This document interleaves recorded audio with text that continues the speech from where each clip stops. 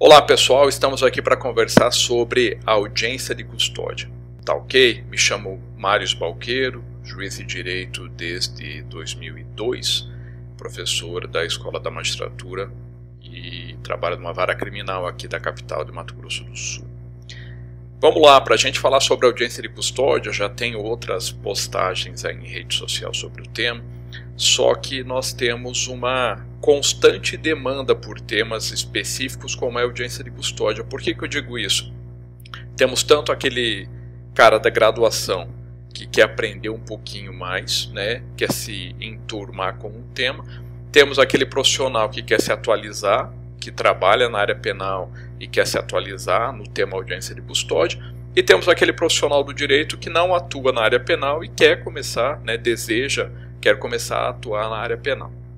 Para a gente falar de audiência de custódia, nós vamos chegar a algumas novidades. Eu estou gravando esse vídeo, né, agora em julho de 2020, então para quem vai assistir isso às vezes, né, um tempo depois, e temos novidades aí recentes. Decisão do ministro Celso de Mello, comentada no Conjur essa semana. Nós temos informativo desse ano, no começo de 2020, do STJ sobre videoconferência. Nós temos toda essa questão da pandemia, que acaba envolvendo também um pouco a audiência de custódia. E entender para que serve a audiência de custódia e alguns posicionamentos jurisprudenciais, tá? Então aí no slide vocês vão enxergar que nós vamos falar de novidades, vamos falar da origem, da onde que vem a audiência de custódia, para que eu entenda o instituto e não me limite a repetir até a audiência de custódia, mas da onde que veio, para que serve, qual que é a finalidade, qual que é a função, como que eu vou trabalhar na audiência de custódia. A gente vai tentar resumir tudo isso, né, nessa aula bastante sucinta, para tentar trazer o máximo de informação teórica, prática e mesmo os posicionamentos recentes das cortes superiores, ok? Então vamos lá. Da onde que eu acho fundamento para a audiência de custódia? Muita gente vai dizer, na época o ministro Lewandowski, que era o presidente do CSTF, do CNJ, instituiu, tem muita crítica, né? Nós temos pessoas que defendem fervorosamente a audiência de custódia, outras pessoas que são extremamente críticas ao instituto. Muita gente fala que foi instituído pelo CNJ, sem base legal. Bem ou mal, o instituto está aí, veio para ficar, gostem ou não. Então não vamos nem entrar nessa seara aí crítica, filosófica, mas vamos falar dessa questão da origem do Instituto da Audiência de Custódia. Não foi criado pelo CNJ, né? Vocês estão vendo aí no slide, no fundo o que aconteceu. Nós já tínhamos algumas previsões em convenções internacionais, esses tratados, essas ferramentas legislativas internacionais, como o Pacto de São José, como o Pacto Internacional de Direitos Civis e Políticos de Nova York, que tem aí no slide, inclusive o dispositivo específico que falava, isso legislações internacionais de anos, de décadas atrás, que falava que a pessoa presa ela deve ser apresentada ao juiz. Mário, mas e por que o Brasil não fazia isso, né? Nós estamos falando aí de uma situação de 2015 para cá. Por que o Brasil não fazia isso antes? Então estava tudo errado? Não, o problema é que o Brasil antes dava uma interpretação diferente. Essa apresentação era levar a situação da prisão para o juiz analisar, e esse levar era burocraticamente levar através do APF, do auto de prisão em flagrante. O que aconteceu a partir da resolução 213 de 2015 é que o CNJ deu uma interpretação conforme a esses mecanismos internacionais, dizendo, peraí, eu tenho tratados internacionais, principalmente, né, a questão do Pacto de São José da Costa Rica, que fala dessa apresentação do preso ao juiz. O juiz tem que deliberar verificando, tendo esse contato com o preso. E daí que o juiz vai dizer se aquela prisão é válida ou não e o que vai acontecer com o preso depois, a partir dali. E daí se instituiu, então, essa chamada audiência de custódia para formalizar esse ato de apresentação e contato do juiz com o preso. Aí vem novas críticas, né? Advém novas críticas, que é a questão do juiz só poder falar da vida pregressa, só ver a situação do preso com relação a eventuais excessos do Estado, polícia, né? Se a força policial praticou algum excesso. sendo que essa audiência poderia ser melhor aproveitada. Essa é uma crítica de muitos também. É uma crítica que se tentou, né, com um debate aí do pacote anticrime no início, quando se tentou trazer o plea bargain. Quem sabe se a gente aproveitar essa audiência e já resolver situações processuais mais simples, não passou, né, isso não vingou. Então o que nós temos? Base legal, Pacto de São José, Pacto Internacional de Nova York, temos, né, a resolução 213 do CNJ. Além disso, nós temos ação direta de inconstitucionalidade, que fala dos abusos policiais, que é preciso o judiciário atuar para coibir situações conhecidas no país, que é a DI 5448, está aí no slide também. E temos a DPF 347, que fala do estado de coisas inconstitucionais e traz vários temas, vários debates, como a antecipação de saída, né, aquela progressão antecipada em situações graves. Temos ela voltou ao debate agora, né, recente com a questão da pandemia, apesar da liminar do ministro Marco Aurélio não ter sido referendada no plenário. E temos a audiência de custódia ressuscitado o debate com o pacote anticrime, porque o pacote anticrime alterou parte do artigo 310 para colocar expressamente uma exigência na legislação processual penal da necessidade da audiência de custódia, tendo como efeito a consideração de que essa audiência se tornou abusiva porque não teve audiência de custódia. Tá? A gente vai falar mais um pouquinho a respeito disso. O importante é falar que esse prazo de 24 horas, esse constrangimento ilegal, esse dispositivo que está lá no tópico que fala da audiência de custódia, a gente fala de juiz e garantias, isso tudo está suspenso, né, pela decisão liminar do ministro Fux em controle de constitucionalidade concentrado no STF. Então é um tema que ainda vai voltar à tona mais adiante. Para que serve a audiência de custódia? Né? A ideia é a gente trazer numa palestra bem resumida o máximo de uma tormenta, uma tempestade de informações. Para que serve a audiência de custódia? Eu tentei achar um conceito aqui de audiência de custódia como sendo esse instituto, essa ferramenta processual onde se faz a apresentação imediata, ou seja, o mais rápido possível, e a opção legislativa foi 24 horas. Há muita crítica num país continental se falar em apresentação em 24 horas.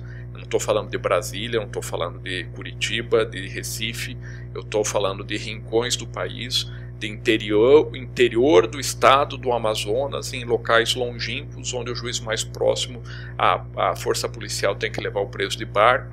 Então são situações que às vezes não foram, né, pensadas para a realidade brasileira, mas a opção legislativa é de 24 horas como regra.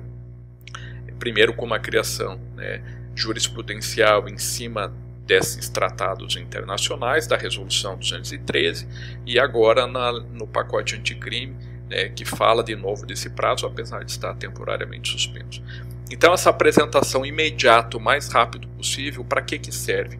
Para que o juiz verifique a legalidade da prisão, se a prisão realmente é uma prisão em flagrante, se enquadra nas hipóteses de prisão em flagrante, regidas lá pelo CPP, dentro dessas disposições ali do 300 e pouco, notadamente ali na região do 310 do CPP, se o fato aconteceu, se tem provas indiciárias de autoria, materialidade, se ele foi pego na hora da prática do crime, logo após com o produto do crime, com situações que levam a entender que o crime acabou de acontecer.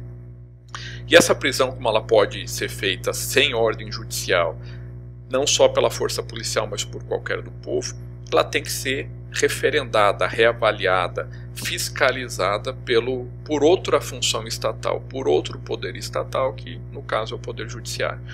E além dessa verificação da legalidade, também para analisar se o preso, essa pessoa que acabou de ser preso ou presa, se realmente ela teve seus direitos constitucionais respeitados, dentre eles aquele de não ter a sua integridade física ofendida, né, como regra, salvo em situações, né, excepcionais, por exemplo, numa necessidade de uso de força policial, numa situação de legítima defesa, né, de estrito cumprimento do dever legal, de estado de necessidade, etc., como a gente tem as discriminantes, né?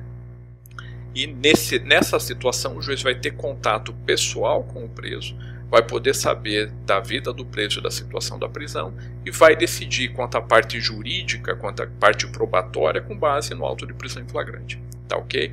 E daí vai decidir se aquela prisão é válida ou não e o que vai acontecer dali para frente. Se vai aplicar alguma medida substitutiva, né, medidas cautelares, onde eu vou substituir aquelas iniciativas cautelares, eu não vou dar uma prisão preventiva, que é a medida mais extrema, mas eu posso conceder liberdade, posso revogar a prisão em flagrante, né? Na verdade não seria o termo revogação, seria o relaxamento da prisão em caso de ilegalidade, posso conceder liberdade provisória, posso dar medidas cautelares e como juiz eu posso também decretar a prisão preventiva.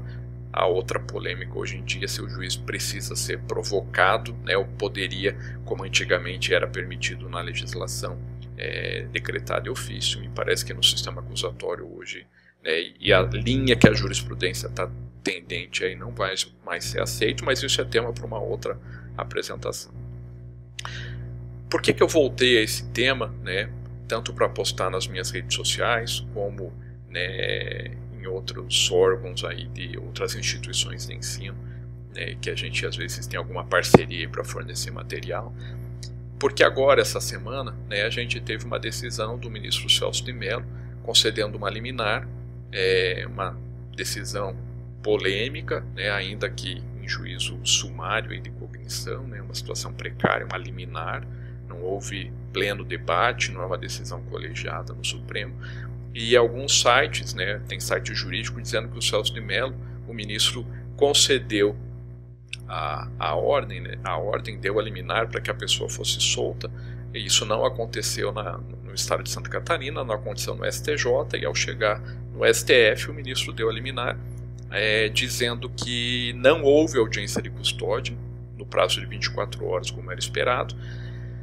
Isso saiu na chamada da notícia, né? A gente sabe que boa parte das pessoas não leem a notícia, não vão pesquisar, não lê o voto do ministro. E também o debate que é englobado aqui é a prisão preventiva que foi decretada de ofício. À medida que a gente lê a decisão do ministro Celso de Mello, né, o decano do Supremo, nós verificamos que realmente ele traz essas críticas, com mais algumas críticas, e ele concede a liberdade, né, ele concede a ordem, sob o argumento de que o juiz decretou a prisão preventiva de ofício. Tá? Por que eu estou falando isso? Porque a situação da não realização da audiência de custódia, notadamente nesse período de pandemia, é um debate muito mais profundo do que dizer não teve audiência de custódia, a prisão é ilegal, houve constrangimento ilegal.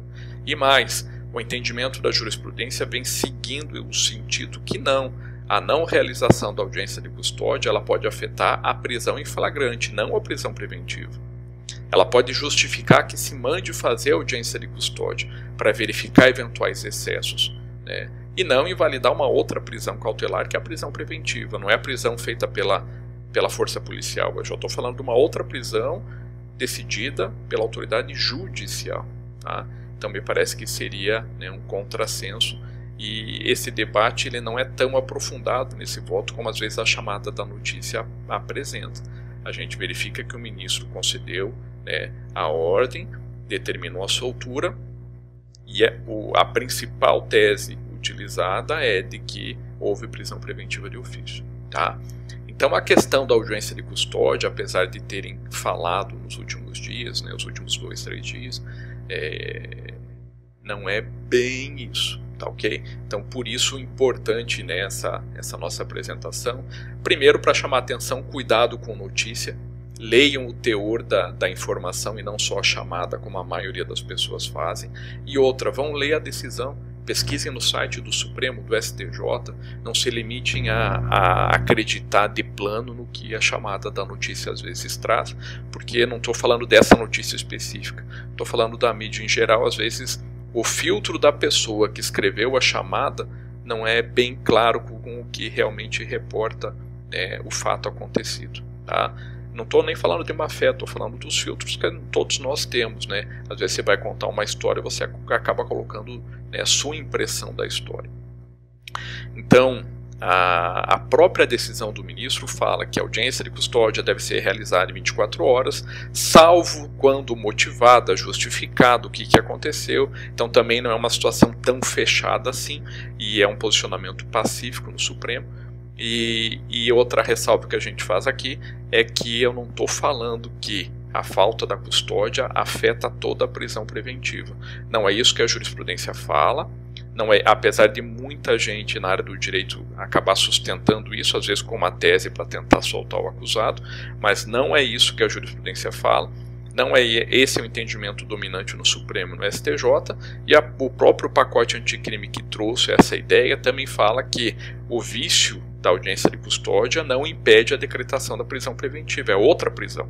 Uma coisa é uma coisa, outra coisa é outra coisa, tá? Vamos lá, o nosso tempo é curto, a ideia é trazer uma apresentação rápida e com bastante conteúdo. Outro tema relacionado à audiência de custódia é a videoconferência. No começo do ano a gente teve um debate grande a partir do informativo 663 do STJ, onde a ministra, salvo engano, a ministra Laurita Vaz, fala da impossibilidade da realização da audiência de custódia por videoconferência. O CNJ bate muito nessa tecla, não quer audiência de custódia por videoconferência, para que o juiz tenha o contato pessoal com o preso, para que o preso seja levado ao ambiente forense, para que ele não seja ouvido do cárcere, da delegacia, do presídio, etc. E isso voltou à tona agora, em razão da pandemia. Qual que é a situação? A situação é que, segundo o entendimento dominante, seja no CNJ, seja nos tribunais superiores, a regra é a audiência de custódia tem que ser feita preferencialmente o mais rápido possível, dentro das 24 horas, salvo justificativa. Essa audiência ela tem que ser presencial. Por que a gente teve esse debate? Porque, às vezes, desde que eu justifique, muitos juízes faziam por videoconferência, eu mesmo já fiz. Porque, às vezes, você está atendendo uma cidade distante, que você nem é juiz lá, mas a cidade está sem juiz. Porque, às vezes, para chegar de barco na cidade lá no Nordeste, vai levar muitas horas, para a polícia trazer vai demorar muito. São situações peculiares que precisam ser analisadas caso a caso. É muito diferente, cada região do país, e não dá para a gente comparar com uma realidade europeia, por exemplo. Outra situação, pandemia. Se não pode aglomerar. Se nós temos um vírus que transmite de forma excepcionalmente eficaz, e eu vou trazer esse contato aglomerando pessoas no ambiente forense, onde vou ter juiz, servidores do judiciário que atuam não só no apoio, na prestação jurisdicional, como também na questão social, avaliação médica. Eu vou ter o pessoal da defesa, seja advogado ou defensoria, eu vou ter o Ministério Público, o juiz. Olha a quantidade de gente que pode aglomerar num ambiente, e lembrando que não é uma audiência. Quando eu vou falar de audiência de custódia em capitais, isso movimenta uma grande gama de pessoas, não só de presos, como de atores do direito, aí como eu mencionei. Pensem isso numa cidade grande de São Paulo, pensem isso nas capitais. Então vai haver aglomeração, onde uma pessoa infectada pode gerar uma disseminação viral, que a gente não precisa aprofundar o debate aqui, porque é tema já cansativo na mídia, e vamos adiante. Por que eu falei disso? Porque a recomendação 62 do CNJ, no artigo 8º, ela diz que, em razão dessa situação de pandemia, o juiz pode usar isso de justificativa para não realizar a audiência de custódia. E depois, na recomendação 68, vem dizer como fazer. Eu tenho que oportunizar o contraditório, ouvir MP, ouvir a defesa para daí o juiz decidir. Vai funcionar mais ou menos como era antes da audiência de custódia, tá? Peraí, eu não entendi. Mário, criou um problema então, porque a recomendação 62 fala que não precisa então fazer audiência de custódia nessa situação de pandemia. Agora, quando se está fazendo por vídeo, como alguns lugares passaram a fazer, aí o CNJ disse agora, há poucos dias, que não, por vídeo não pode, tem que ser pessoalmente. Então, ou não faz, ou faz pessoalmente. Ficou pior, Para alguns, vai dizer, mas antes o cara podia ter o direito à audiência de custódia, com o seu advogado, às vezes por vídeo, o juiz por vídeo, se achou um meio termo para resolver uma situação transitória durante essa pandemia, essa crise sanitária. E agora o CNJ diz não, por vídeo não. Vejam que é uma situação peculiar, que se achou saídas peculiares, transitórias, momentâneas, e que agora a gente esbarra nesse problema, né? Algumas pessoas começaram a dizer, peraí, essa decisão do CNJ, então revogou a 62, artigo 8º, porque lá diz que não precisa fazer a custódia. Agora vai dizer não, a audiência de custódia tem que ser pessoal. Ou seja, tem que fazer então? É obrigatório fazer? Então vamos colocar todo mundo dentro do fórum e aglomerar? Como é que vai funcionar? Temos um baita de um problema pela frente, né? Vamos esperar ver como vai assentar. E além desse procedimento aí no CNJ, tem um número aí no slide, nós temos uma outra situação. O que? Nós temos algumas decisões judiciais, não é uma deliberação administrativa do CNJ, nós temos algumas decisões judiciais do Supremo Tribunal Federal dizendo que na situação de pandemia pode fazer audiência, mas recomenda-se, deve-se fazer a audiência por videoconferência, como é o caso do HC 184-815 de Goiás, onde a ministra Carmen Lúcia chega a comunicar a presidência do TJ de Goiás para que se use de ferramentas como a videoconferência para que seja feita a audiência de custódia, garantindo, né, a integridade física, né, a integridade da saúde das pessoas envolvidas no procedimento da audiência de custódia, que engloba aí do juiz ao preso, né, e todos os demais atores aí da audiência de custódia. Então se acha um meio termo nessa situação peculiar. E aí nós temos um grande imbróglio, né, a ser resolvido para os próximos dias, justamente por isso, né. Se eu for fazer a audiência de custódia como era antes da pandemia, eu posso ter uma situação gravíssima, né. Nós temos estados aí do Nordeste, do Sudeste, que a situação da pandemia, né, que enfrentaram primeiro a pandemia, parece que a situação vai se tranquilizando aos poucos, e temos estados, né, principalmente do Centro-Oeste e do Sul, que a situação era mais tranquila e agora piorou. Então nós temos que ter esses cuidados e, acima de tudo, bom senso. Em Campo Grande, né, onde eu sou juiz, participo da equipe dos juízes criminais do plantão da custódia, como vem sendo feito na pandemia? Ficou sem fazer, analisando os casos, né, por processo digital, aqui é tudo processo digital, onde os juízes do plantão analisavam, era aberto por 2 horas o prazo para manifestação do MP, 2 horas para a defesa, o juiz decidia. Como a situação da pandemia aqui, né, nós somos o estado ainda, né, agora em julho de 2020 com menos números, né, a situação menos grave, foi dito, não, vamos começar a voltar. O TJ e a coordenação da audiência de custódia, e se vamos começar a voltar, mas juiz, promotor, advogado, defensor podem fazer audiência por videoconferência.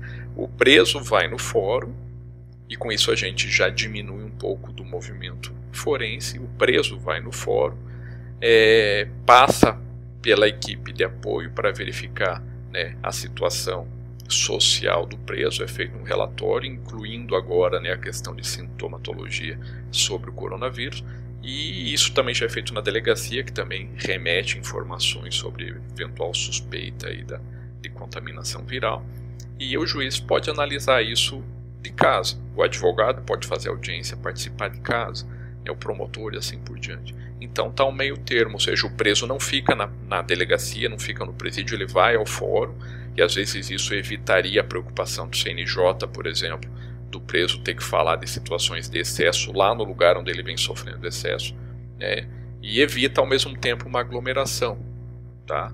Então são situações novas que, né, a jurisprudência vai ter que enfrentar. A respeito da não realização da audiência de custódia de 24 horas, isso gerar constrangimento ilegal e uma imediata soltura do preso, né, do acusado, do indiciado, já às vezes, né, mas normalmente é o acusado do fato, o que acontece? Nós temos esse julgado aí, por exemplo, do ministro Marco Aurélio, né, relatoria do ministro Marco Aurélio, HC 176-480, aqui de Mato Grosso do Sul, recente agora, de junho de 2020, falando que o fato de não fazer audiência de custódia nas 24 horas por si só não gera um constrangimento ilegal. Tá? Nós temos esse julgado aí do STJ, né, que é reutilizado, é mencionado em muitos julgados recentes, sob relatoria do ministro Paccioni, de 2018, e essa situação está bem consolidada no STJ, onde se diz que o fato de vício quanto à não realização da audiência de custódia, o fato dessa audiência ter demorado, não ter sido realizada e debates daí para diante, não afetam a prisão preventiva. Uma coisa, prisão em flagrante, rápida, por pouco tempo, executada pela força policial.